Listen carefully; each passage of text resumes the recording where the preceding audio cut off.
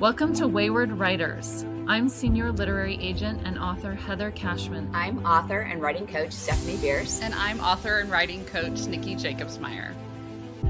Our mission is to nurture and enrich established writers throughout their publishing journeys. We welcome all genres, age groups, and publishing paths through video podcasts, online webinars, in-person retreats, and more. We're here to help you conquer your path. We are excited today to have Naomi Kirsten with us. Naomi is a freelance editor, creative consultant, product developer, and publishing industry leader. During her 16 years as an editor at Chronicle Books, Naomi acquired and edited hundreds of titles, including award-winning picture books, cookbooks, novelty books, board books, games, stationery, and toys. Prior to Chronicle Books, Naomi was an assistant editor at Harper's Magazine, and she helped launch Discovery Girls magazine while studying English literature at the University of California, Berkeley. While at Chronicle, Naomi's interest in product development and ideation resulted in multiple projects for Star Wars Lucasfilm, a 12-title suite of products for NASA, a 6-title international best-selling picture book series with Benjamin Shaw and Davide Calli. You got it. And original games with best-selling children's book author Taro Gomi. Naomi also developed publishing and product lines with Mar Budavan, Mariana Copo, Girl Scouts, Boo the Dog, Micah Player, Moomin, Richard McGuire, and Shinsuke Yoshitaki, among others. Naomi's notable and award-winning books include New York Times notable book, There Must Be More Than That, New York Times notable book and Society of Illustrators gold medal winner, The Bear's Song, New York Times best illustrated book, The Boring Book, Neighbors, winner of the Bologna Ragazzi Award Opera Prima 2021, 2 New Year's winner of the Sidney Taylor Book Award and the National Jewish Book Award in 2024. The Book That Can Read Your Mind, I love that title, which was shortlisted for Barnes and Noble's Best Picture Book of the Year in 2024, and Junior Library Guild selection and international bestseller, I Didn't Do My Homework Because, which has 22 foreign editions to date. Naomi is currently a creative consultant and freelance editor who regularly speaks on publishing industry topics, product ideation, and the creative process. She has been an instructor and presenter at international conferences, webinars, and illustration schools, including MeMaster in Milan, the Society of Children's Book Writers and Illustrators, Signs and Lines in Milan, and the Bologna Book Fair Illustrator Survivors Corner. For more about Naomi, visit www.naomikirsten.com. That is so impressive, Naomi, though, honestly. So what thank a career you. you've had. We're just so humbled and grateful you're here with us today. Well, I'm so excited to be here. Thank you. So I know that part of what you do in your creative consulting and freelance editing is to teach clients how to think like an editor. And I think everyone in publishing needs more of this. So can you explain what it means to think like an editor and why it's important for creators to adopt this mindset? Yeah, that's a great question. So thinking like an editor is so important when you're crafting a work for submission. I've really come to this conclusion after being an acquiring editor at Chronicle for 16 years and working with, hundreds of titles. So in nearly all submission scenarios, an editor is going to be on the other side. So the one assessing your project.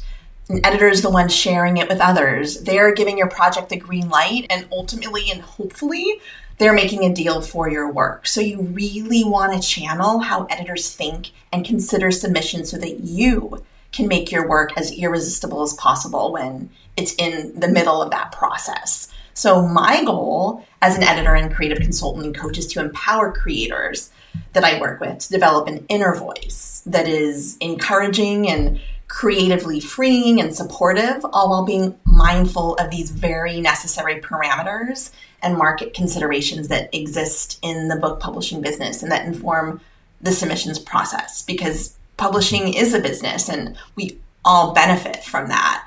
We want books to succeed and to find a broad audience so that we can create more books. So my goal is to help my clients who are writers and illustrators to create their most honest and artful work within this commercial framework, and to really figure out how to self-actualize within that realm. So there's always some compromise. It's what we all know. But the aim of our work together is to figure out where a creator can truly spread their wings and realize their vision and soar while doing so. And by that, I mean telling the story that they want to tell through their chosen medium, and then have that story acquired by a publisher. And then, of course, the ideal is that work is sold, celebrated, and embraced by readers. So I'm keeping that full picture in mind during my consulting and editing work. And then I'm teaching my clients to really keep that full picture in mind during the submission process. And then after, when they're preparing their work for publication. That's great. I love how you have this vision and this mission, not only, for yourself as an editor, but for your clients, which is awesome.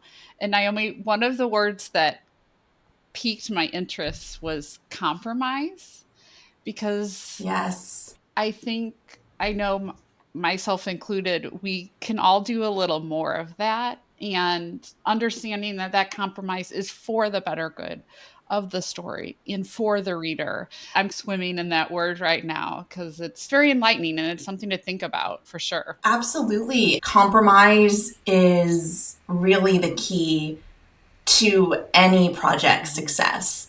And that's one of the things, I think, if you can internalize that as a creator, the world is wide open for you.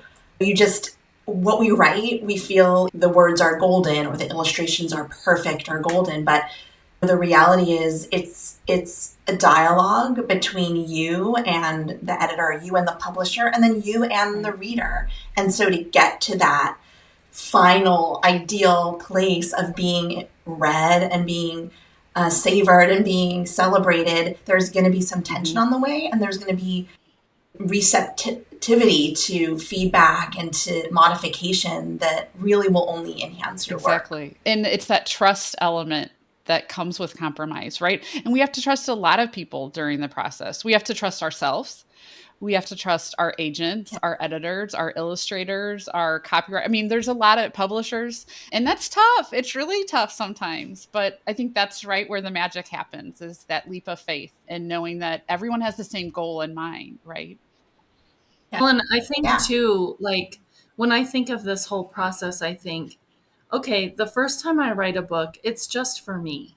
And I don't have to compromise that at all. But if you want to reach a broad audience, it's not going to be a very niche product, right? If you want to reach a commercial trade product, then you have to reach that market by compromising and making your work more accessible. I think that's why I love self-publishing too, is because if you don't care about that and you want to just put your 100% work out there, you can do it. And that's great. But I think today we're talking about trade publishing specifically. That's a great point, though, Heather. I think creators shouldn't completely disregard that option if they don't want necessarily that dialogue and to make revisions based on an external party or multiple parties, which is exactly what it is. It's very much a team kind of dynamic. That is a venue, that's a route. But yeah, if you're working within the traditional publishing framework, you definitely have to be open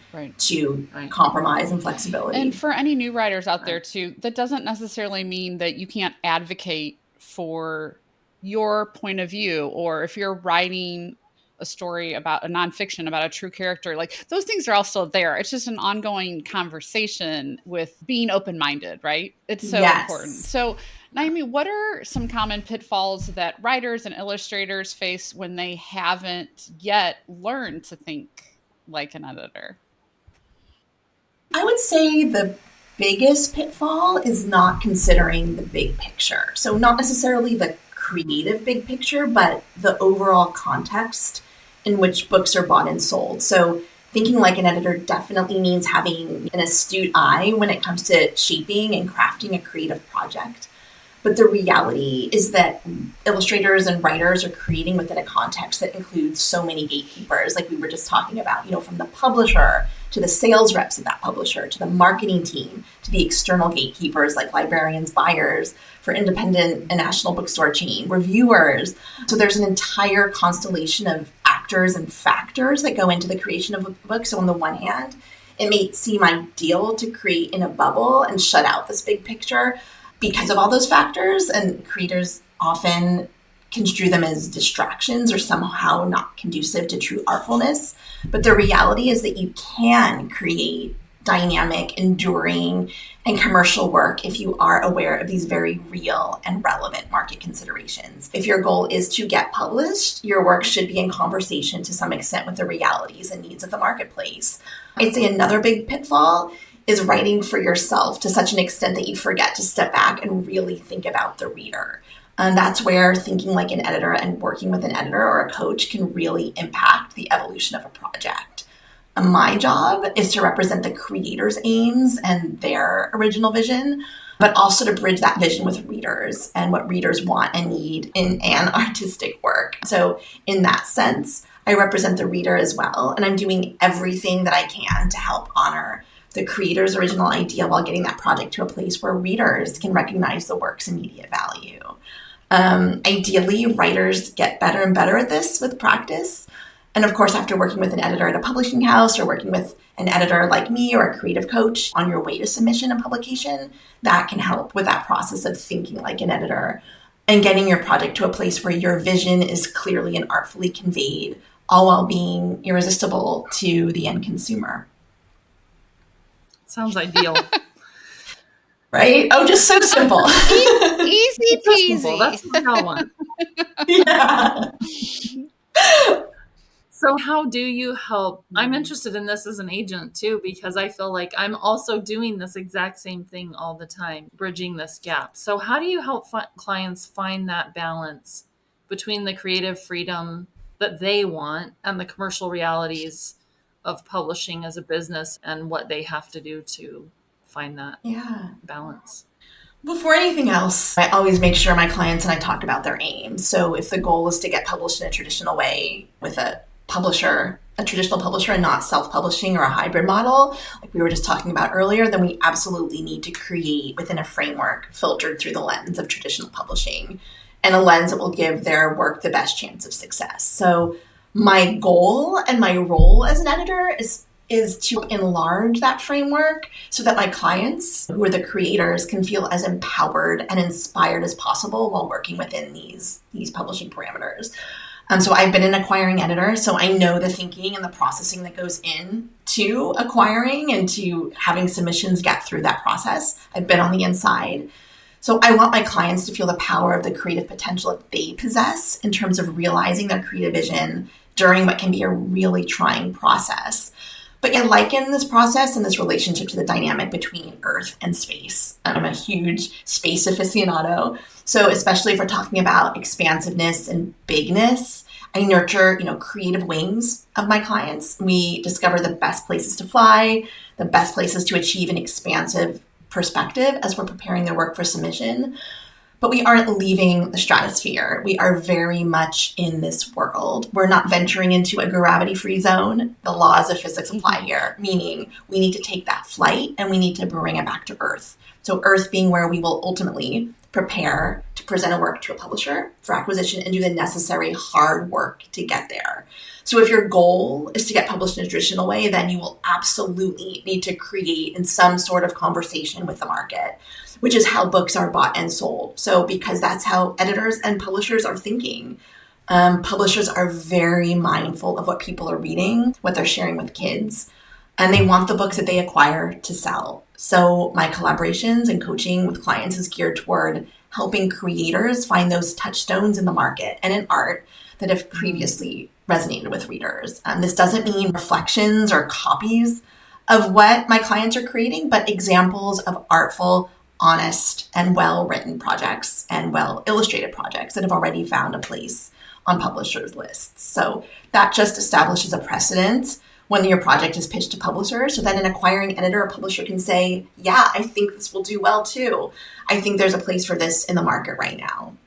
So that's the thinking that goes into that. And the ideal is to land a place on the list.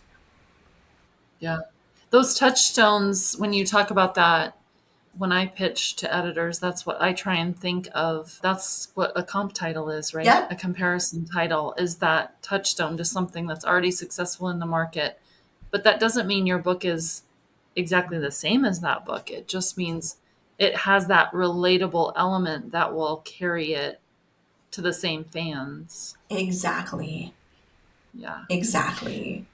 I think that can be really confusing to creators because we all want to create original work. So why are we looking at what's already been published? But publishers are trying to figure out the best way to success, the best way to the readers. And so that's just one way. It's a great way, but it's not the only way. But it's just kind of one of the paths to getting, hopefully, your book as big as it can be. Right. Reaching as many readers as possible. Exactly. You mentioned the importance of internalizing a supportive and encouraging editorial voice.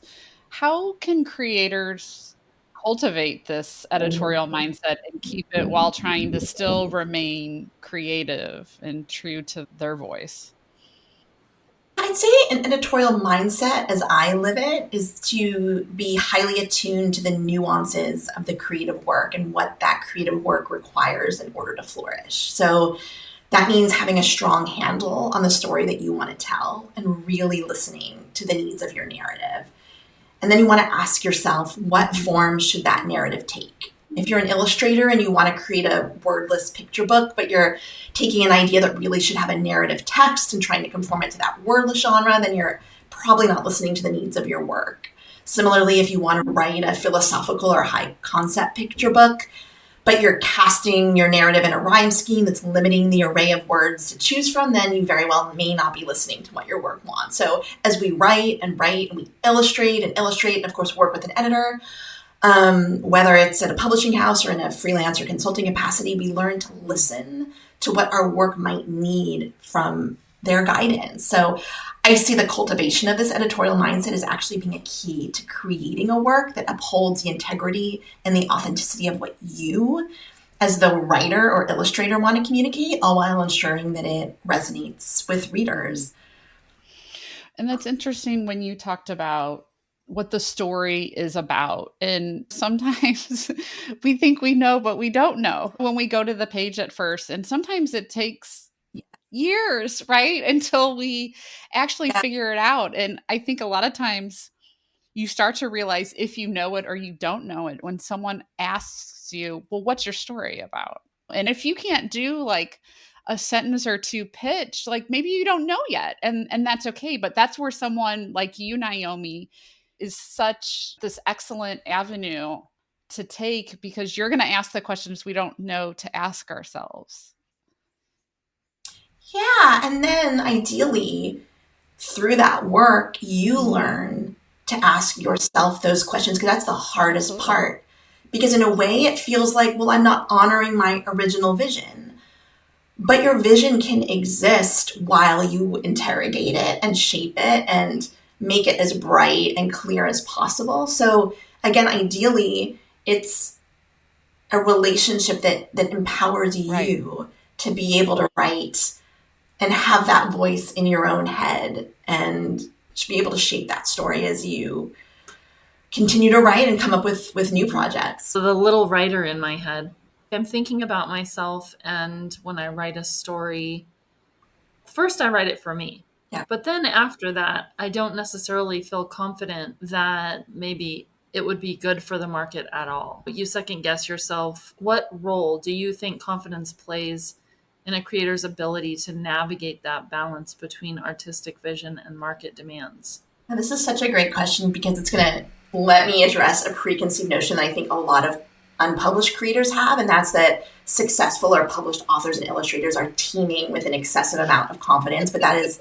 just not true. As you just said, Heather, you're an agent, and when you know what that dynamic looks like, and even you have self-doubt, we all do. So even the most seasoned creators very often need an editor or an agent to walk them through what can be really challenging and a really confusing process of submitting and creating within this traditional publishing universe. So I think the reality is that most creators would prefer to create without thinking about the market and not having to have any limitations.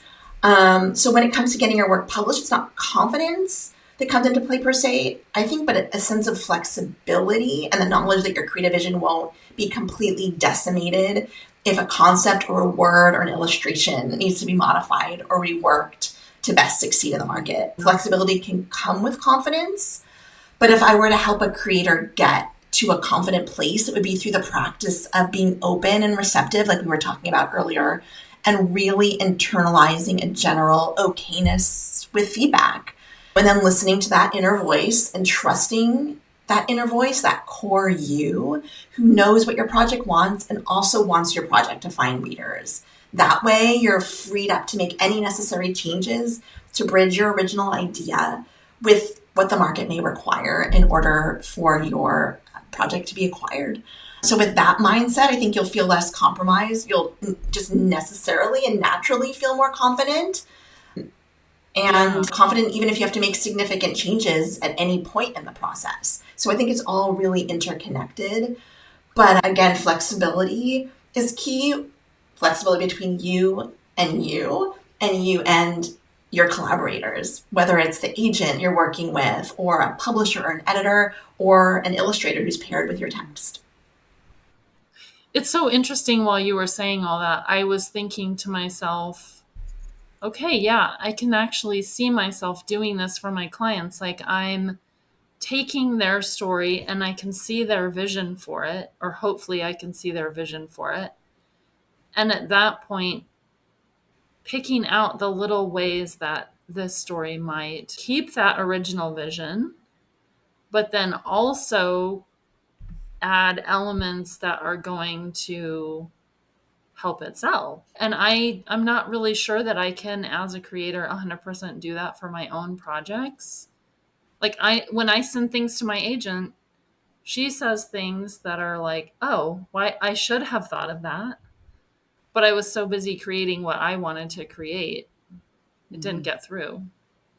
But you wear like multiple hats, Heather, because you do such a great job of representing your clients. I bought books from you, from the pitch letter, from the query letter. Yes, like I'm in, I'm dropping everything. I'm going to move to acquire this. But I could see, I guess, how when it comes to your own work, it's almost as if you feel protective in a different way of the kernel of your original vision. See how that would be really tough to. Well, you get really passionate about certain aspects of your story. Yes. But those aspects might not be marketable. But even still, like you could pull in marketable elements. I think this is like a layer of editing that needs to happen that's just kind of outside, almost outside your own creative brain. Yeah, maybe necessarily so. Maybe you need somebody just on the outside to kind of help with that balance.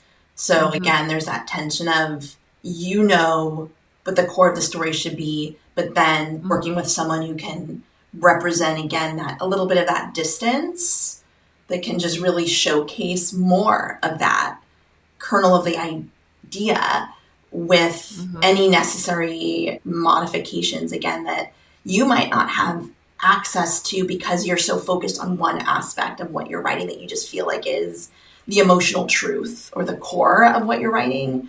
And that may be true, but there's another part that for whatever reason, we just need somebody else to help take us there, to truly refine what we're working on. Well, and don't you think maybe too, the vision's been in our head so long that maybe it's also just an articulation issue?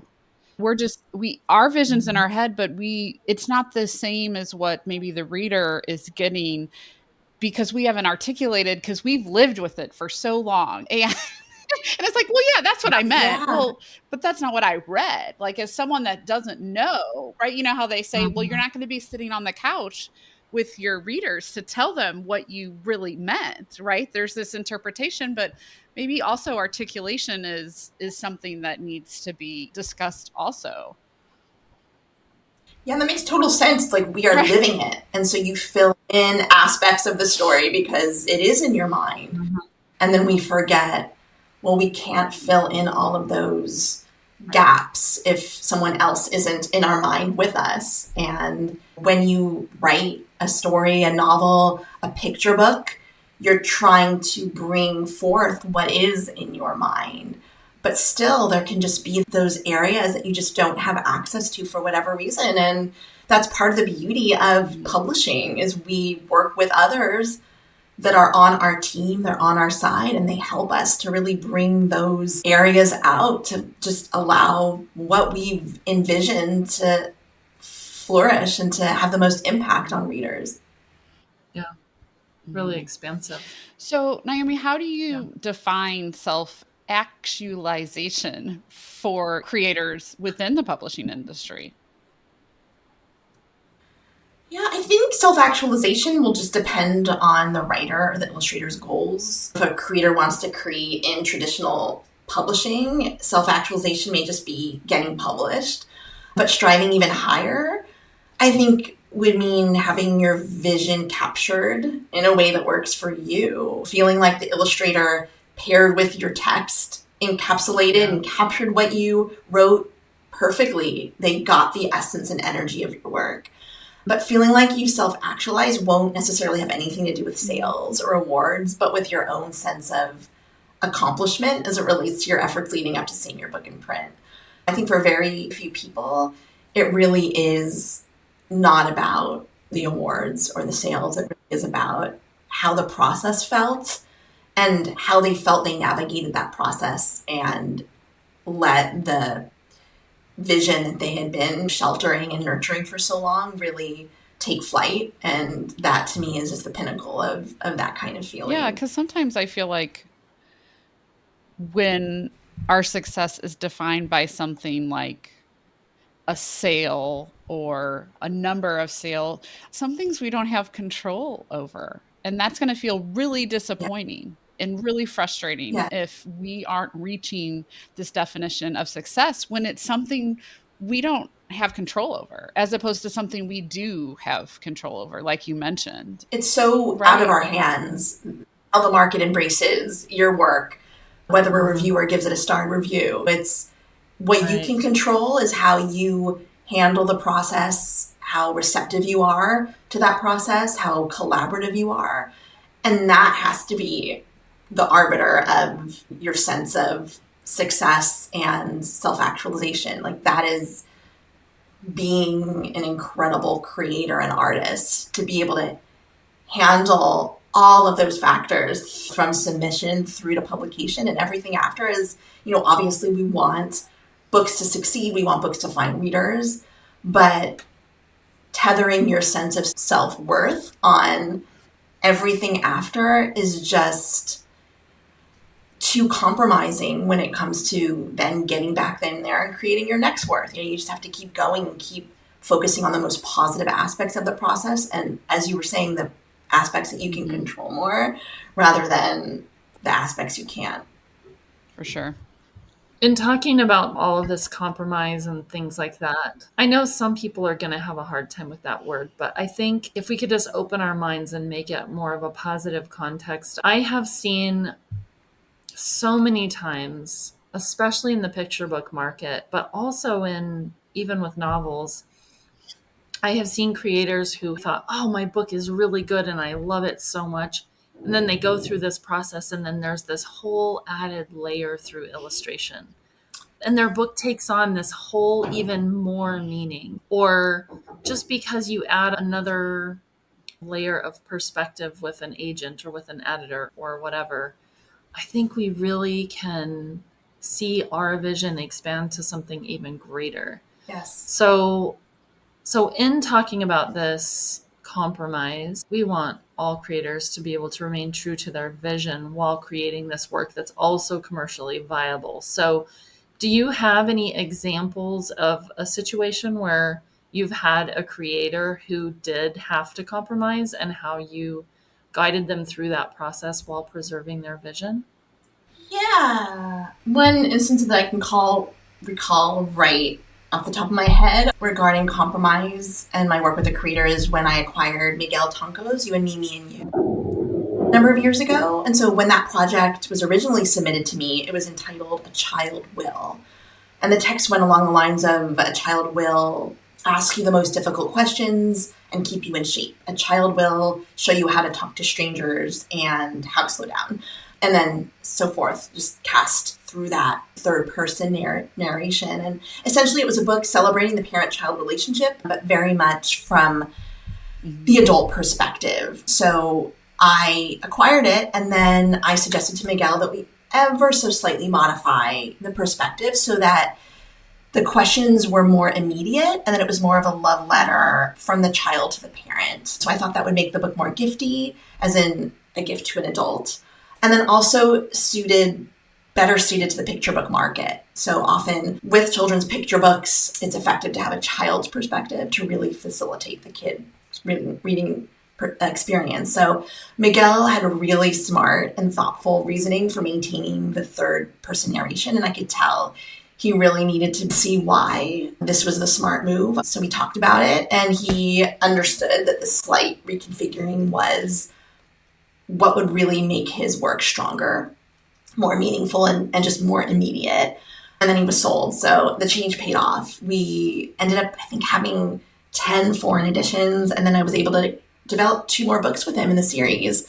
So that's just an example of, a creator speaking up for what he thought was right for his work, and I really respected that, and I respect that.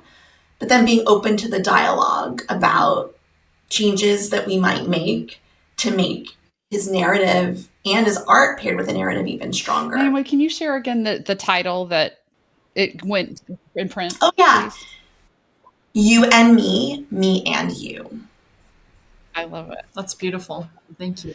Okay, so I have a business question. I'm a business gal. That's what I did before I fell into my passion of writing. So whether we like it or not, publishing is a business, whether you're traditionally or self-publishing. So what do you think are the most critical business parameters and considerations that authors and illustrators should be aware of? I'd say there are a few big ones to keep in mind. The first, it's a market landscape for children's books and books in general that is constantly evolving. So the way books were bought and sold 10 years ago is already markedly different from how they're bought and sold and discovered today. We're seeing fewer brick and mortar stores, including bookstores, especially after 20, with more books than ever being discovered online. So this definitely impacts how publishers are acquiring and developing books and where they are targeting upside and consumer reach.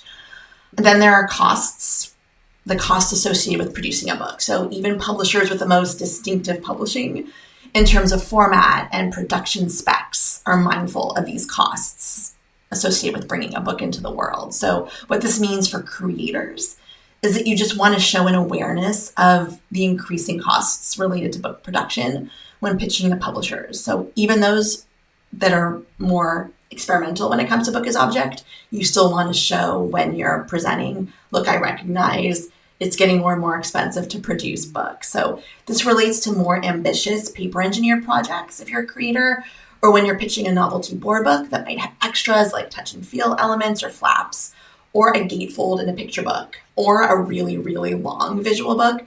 These are all things you want to keep in mind when you're pitching. So something else you want to really keep in mind is that publishers are going to be very oriented toward what has been previously published in publishing your book. So because they want to best position your book in the retail space. So we talked about that. That's what we mean when we talk about comps. These are competitive titles When we're talking about the internal context of a publisher, they're called comparable titles. So publishers have always been mindful of comps, but they are increasingly so now as we navigate this current market. Basically, publishers want to know how similar titles that have been published in the past 3 to 5 years have done. They want to see how your book is in conversation with those books. We're all looking for maps. Publishers are looking for a guide. They're looking for benchmarks when it comes to selling your book well. So this helps when they're positioning your book in the market, when they're finding the best way to get your book into the right hands, and of course, to find the ideal readership for your book. So anytime you're serious about submitting a book for publication, you definitely want to be mindful of what else is out there. You want to read reviews of comps on Amazon. You want to see if comp titles to your book have won awards. You want to read the reviews. And you may not have access to the sales information the publisher has, but you can often tell quite a bit about how a book has performed by how it's been received and reviewed, even by consumers. And you can do all of that research by going online. So a lot of that information is at your fingertips as a creator. So I'd say those are the 3 big considerations from a business perspective that I would keep in mind. Yeah, and I find it fascinating if you're at a conference or taking a workshop and are able to ask editors or publishers or even like indie bookstore workers. It's very enlightening, and you have to make sure you're, I think, having a good day before you do it. But like, how many titles are being bought and going out in a season and going in with your business hat, not your like, my heart is on my sleeve. But it's actually sometimes I'm like, it's quite amazing that books get bought at all. You know what I mean? Because it has changed. And even if the book is needed in the world, sometimes it's not enough from a business perspective. There's so many things that are needed that unfortunately we don't have, right? But I think, like you said before, when you write, have your writer hat on at first. Do that joy. That's what it's about, because that you can tell a book that does well, that person wrote from that part of joy. They weren't writing to the market. Like usually when you read those manuscripts, you can kind of tell, you're like, this feels a little forced. But to switch those hats, because at the end of the day, if you want it to sell, you have to put that business hat on. And I guess less painful if you do it more yourself than wait for that rejection that just feel that you could have maybe tweaked. Or and I think this is where honest critique partners and groups come in, when everyone has that best interest in mind, and in communities like ours where people are really wanting to try to help you and succeed to your success, just like you do with your coaching and your freelance editing, which is amazing. That's offered to people with so much that you've done in your career and your resume. It's just very impressive. Oh, thank you. And my goal really is to demystify the process and free up creators to just be unfettered in their output and creativity. That's really the goal. Again, while pairing it with knowledge of the business. Right. And I just do love keep bringing that up, because I do think writer hat, but then business hat, those have to coexist if you are serious about being published. Yeah, so if people are like, well, I don't know anything about the business hat, that's why they have you. They can hire you. You know what I mean? Yeah. So they don't have to worry about that, right? Go to your strengths at some point, right? You want to capitalize on what you do well, and then ask for help. It's very honorable to ask for help, especially as adults. Also, though, as I'm thinking about this, I'm thinking, wouldn't it just be brilliant if you could just from the get-go, while you're formulating your vision of your manuscript, at the same time keep all of these things in mind, so that the initial product that you even write already has those elements that will help it sell as well. Yeah, that would be the dream. That's the time goal. saver, right? That's the dream. Yeah. Well, it's all fully integrated. And so you don't feel compromised in your idea, because you already have that knowledge, and it's all just coming together as you're writing, as you're concepting, as you're narrating. So it's not a big shift when you do find out a little more about the context of the business to have to go back and rework.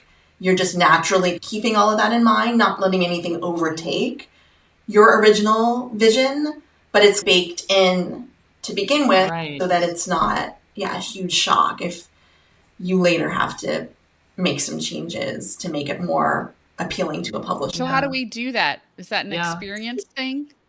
Well, and what are these key elements of a project that will be, like you said, effectively sold, celebrated, and embraced by readers? Yeah. What are these key elements? Yeah, the key elements, it really depends on the project. It's hard to generalize, but I'll say some key elements are: one, a strong writing voice. So knowing how to communicate your story to the reader and to evoke a strong feeling, interest, engagement. Another element would be a unique approach to your subject matter. So do you employ a fresh writing style or an art style that is also accessible? Are you speaking to the universal human experience? I feel really strongly about that one. I think more books need to be bigger in that way. We are all individuals. We all lead unique lives, but there are some powerful across the board big feelings and experiences that can be relatable to a broad swath of the population in a profound and meaningful way. So yeah, I find that this universality of experience is really what can set a book apart. A book that has a unique way of telling a story, so that gets a feeling across or an ideal across that we all feel on some level, regardless of age, regardless of background. After all, the best literature brings us together. It allows readers to enjoy a shared humanity. So those are the types of stories that I'm drawn to in children's literature and in adult literature. So that's what keeps me reading and coming back to books as an enduring and really powerful art form. So all of those things, I think, if you are able to bring them into your work, can help your work be effectively sold, celebrated, and embraced. It doesn't have to have all of them, but that would be my ideal list. That's great. So how involved should creators be in the marketing and promotional aspects of their books, in your opinion? Yeah, that's a great question. I think, first of all, creators should know that just because your book is published by a traditional publisher doesn't mean that your work is going to get a ton of dedicated marketing. I just mention this just because I think it is really surprising to some authors when they find out, wait, why don't I have a book tour? Why have I not had in-store visits booked? Traditional publishers really reserve a lot of that dedicated big money marketing efforts to books that have really aggressive sales expectations from the get-go. Those books are often ones that have been bought at auction or have a big advance, or books by already established creators or celebrity authors. So it doesn't mean that you're not worthy. It just means publishers are trying to make a return on their investment. So that is often the priority in terms of that big marketing spend. But just because you're not getting a big marketing blitz for your book, it doesn't mean that you won't receive any marketing. So books are always included in a publisher's catalog. They usually receive some social media support. They're included in sell sheets. They're included in other roundups. They are brought to book fairs. But what this means for authors and illustrators is that you can empower yourself when it comes to marketing and publicizing your book. So you can do this in a number of ways. One way that you've probably all heard is set up a social media account. It's a platform that you feel most comfortable with. It doesn't have to be TikTok. Maybe you feel most comfortable on Instagram or Facebook, whatever it is. Just choose a platform where you'll feel empowered to tell your story, to put a face behind your book, to tell stories that are compelling about the project you've created and where you'll actually post. So if you create a identity or a page for your book on a platform and then you never post, that really doesn't mean anything for your book. So choose a platform where you will feel comfortable enough to post regularly. In terms of outreach, I would say connect with your local bookstore, offer to do an in-store signing or event, work the local and grassroots level. But above all, just have fun with it. Ask your publisher what you can do to help. Get creative. After all, being creative is how you've arrived at this point in the first place.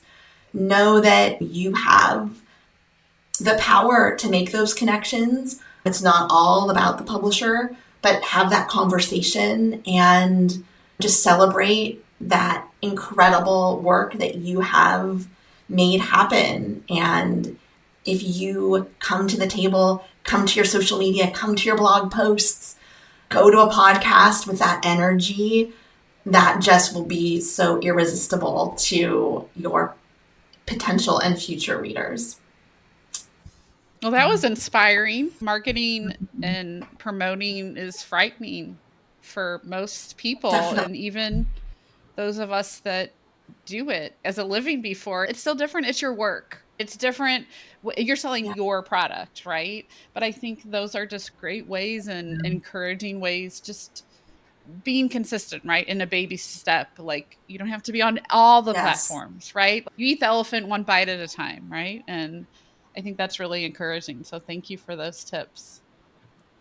Oh, of course. Well, and you meet readers one at a time too, really. You know. Yeah. I know when I started at Chronicle, I loved the editing and the acquiring and the immersion in the editorial work, and then found out, wait, I have to present at launch. I have to stand up in front of all these sales reps and talk about my books with PowerPoints. And I just felt like, wait, but I'm an editor. I'm not supposed to I be don't, why am I presenting. talking And to I people? really, yeah, exactly. I relate so much to writers who just feel like, look, I'm an introvert, or that I'm good at this, in part because I know how to get in that flow that comes with solitude and focus and not being on stage necessarily.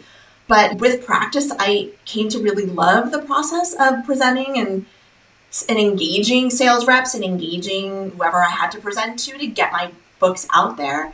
And so I'm a firm believer in, while it still may feel like a stretch or hard for someone who might be more focused on that inner solitude writing flow, we're all capable of that, kind of coming out of our shells when we need to, and knowing that you will be met with people who want to hear from you and want to hear about your book, and they're excited to hear about the process. So I just do want to encourage authors and illustrators, even just from my experience, that while it might feel not natural, it does eventually come more naturally than you might have ever imagined. Yeah, that's great. Meet on your shared passion for these books. Yeah, exactly. It's just, we all Yeah. love books, and we have to just remember Right. that we're in this together, and you have a story to tell. And also, it's kind of amazing how many ways there are to tell that now. We have access to technology that allows us to get our message out. Before, we were really reliant on gatekeepers in a much different way. You had to wait for the Today Show or a newspaper to cover your book, and now you can post a blog or reach out to a podcast, or again, create a video for Instagram, overlay music to create a little trailer for your book. Of course, publishers can do that too, but if you're feeling like you want to see more of that, have fun with it. And people want content. There are a lot of eyes out there on these platforms, and make them work for you. Thank you so much for being with us, Naomi. Thank you for having me. This has been a This was such joy. a treat. And you will get all of her information on how to reach out to her and team up in our show notes and our social media platforms. Thank you for joining us on this episode of Wayward Writers. Let's connect. Find us at waywardwriters.com, X, Instagram, YouTube, and Facebook. See you next time. Conquer your path.